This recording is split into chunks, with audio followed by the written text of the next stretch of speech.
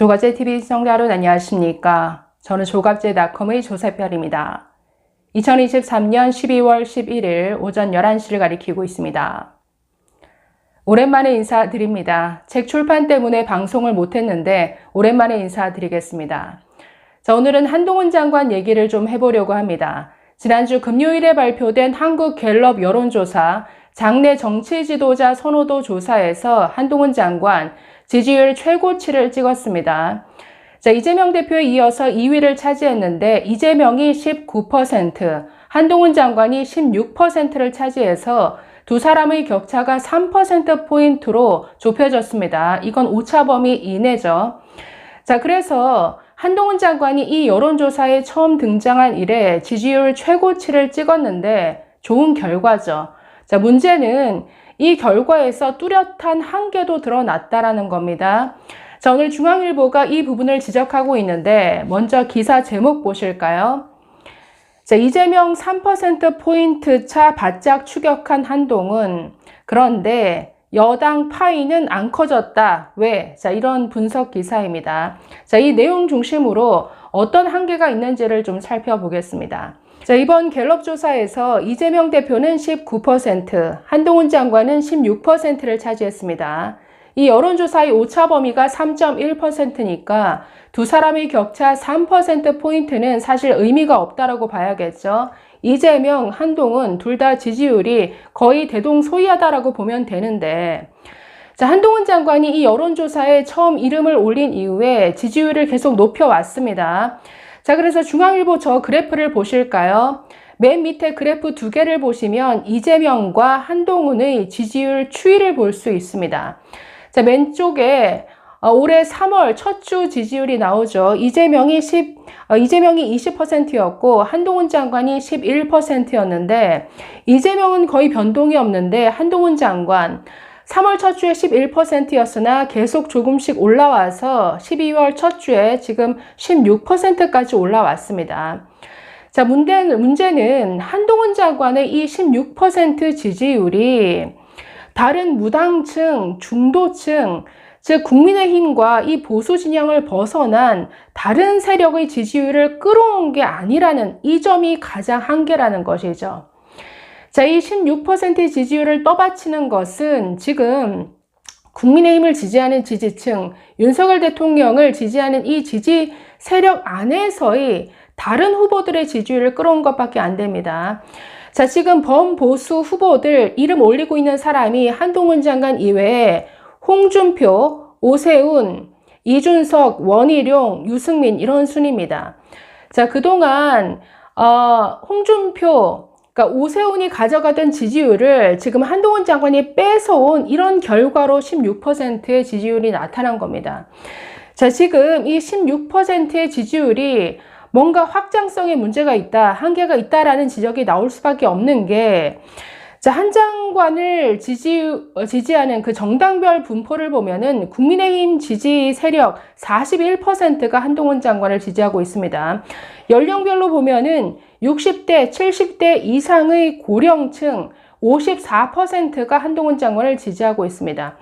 자, 문제는 지금 20대, 30대, 40대는 어떠냐? 20대에서 6%, 30대에서 12%, 40대에서 10%의 지지율을 얻는데 그쳤습니다. 그리고 다른 민주당 지지하는 사람들 당연히 지지하지 않겠죠. 1%밖에 지지하지 않고 있고 무당층에서는 약 5%만 한동훈 장관을 지지했습니다. 자, 그래서 한동훈 장관을 지지하는 그 지지 기반이 국민의힘, 그리고 60대, 70대 이상의 고령층, 그리고 윤석열 대통령을 지지하는 지지층과 거의 일치한다라는 점. 자, 그래서 16%까지 올라온 거는 좋은 결과인데 이 올라오게 된 게 범보수 진영 안에서의 그냥 나눠먹기식 표밖에 되지 않았다라는 것이죠. 기존의 홍준표 또는 오세훈 또는 이준석을 지지하던 그 지지층의 그 지지율을 한동훈 장관이 뺏어온 결과밖에 되지 않는다. 자, 그래서 뚜렷이 한계를 보이고 있다라는 것을 알 수가 있습니다. 자, 중앙일보의 저 그래프 다시 한번 보실까요? 자, 두 번째, 세 번째 그래프 추이를 한번 보겠습니다. 자, 두 번째가 범보수 진영 후보들이 얻은 전체 지지율 추이입니다. 세 번째가 범진보 진영의 후보들이 얻은 지지율인데, 자, 범보수 진영 후보들, 한동훈을 비롯해서 뭐 홍준표, 오세훈, 원희룡 등등이 얻은 지지율 전체 합계가, 자, 왼쪽 보시면 3월 첫 주에 28%였습니다. 자, 그런데 12월 첫 주, 맨 오른쪽, 별로 변동이 없죠. 27%에 그쳤습니다. 자, 한동훈 장관의 등장으로 뭔가 이 보수 진영이 어떤 전체 파이가 커지거나 이런 효과가 있어야 되는데 그런 효과가 좀 미미하다라는 것이죠. 아직까지는 한동훈 장관의 확장성에 뭔가 한계가 있다라고 밖에 볼 수가 없습니다. 지금 국민의힘이 총선을 앞두고 한동훈 장관만 바라보고 있습니다. 한동훈 장관이 어서 빨리 이 정치 무대에 등장을 해서 뭔가 새로운 바람을 일으켜 줄 것이다. 이런 큰 기대를 하고 있으나 아니 한 장관만 바라보는 이 국민의힘도 큰 전략이 없다라는 점에서 참 한심하죠. 이 한동훈 장관을 통해서 던지고자 하는 우리 정치권에 대한 메시지가 뭐냐, 이게 사실 중요하죠. 한동훈 장관이란 이 매력적인 카드를 어떻게 이용할 것인가, 한동훈 장관을 내세워서 뭘 국민들에게 어떤 메시지를 던질 것인가, 사실 이 전략을 고민할 때인데 이건 보이지 않고 참 국민의힘 한심하게 짝이 없습니다. 자, 어쨌든 지금까지 여론조사로는 한동훈 장관 뚜렷한 한계를 보이고 있는데, 자, 오늘 국민일보에서도 여론조사 결과를 발표했는데, 뭐 창간 35주년 여론조사, 한국갤럽에 의뢰해서 다양한 여론조사 한 결과가 지금 나오고 있습니다. 자, 흥미로운 점이 한번 보실까요? 이준석 신당에 대한 어떤 의견을 물었습니다. 그리고 한동훈 장관 출마에 대한 긍정, 부정도 물었는데 기사 제목에 다 나와 있으니까 보시면 이준석 신당 긍정적으로 보는 사람들이 32%, 부정이 50%, 한동훈 장관 출마하는데 긍정 38%, 부정 46%입니다. 자, 재미난 것은 뭐 한동훈 장관이 출마를 하는 것, 중요한 건 저기에서 부정이 중요한 게 아니라 긍정적으로 바라보는 38%를 보고 사실은 출마하겠죠. 이준석도 마찬가지 아니겠습니까? 신당 창당을 하는데 부정적인 여론 50%가 아니라 긍정 여론 저 32%를 보고 뭐 결정을 할 텐데, 자, 중요한 것은 한동훈 장관에 대한 긍정 38%, 이준석에 대한 긍정 32%의 이 어떤 지지율 배경이 완전히 다르다라는 것이죠. 자, 그래서 뭔가 글쎄요, 두 사람이 함께하면 좀 더 지금보다는 뭔가 확장성이 있어 보이지 않을까라는 생각이 드는데, 저 여론조사 결과를 보면 한동훈 장관 역시나 60, 70대 이상에서 긍정 비율이 높았고, 이준석 같은 경우에는 역시나 20대, 30대, 40대, 50대까지 저 긍정 비율이 매우 높게 나타났습니다. 자, 그래서 연령별로도 한동훈을 지지하는 연령층 60대, 70대, 이준석 뚜렷하게 20대, 30대, 40대 이렇게 나뉘어져 있습니다. 지역별로도 뚜렷이 차이가 납니다. 지역별로 한동훈 장관 거의 경북, TK 지역, 그리고 부울경, 경기 서울 지역에서는 조금 약합니다.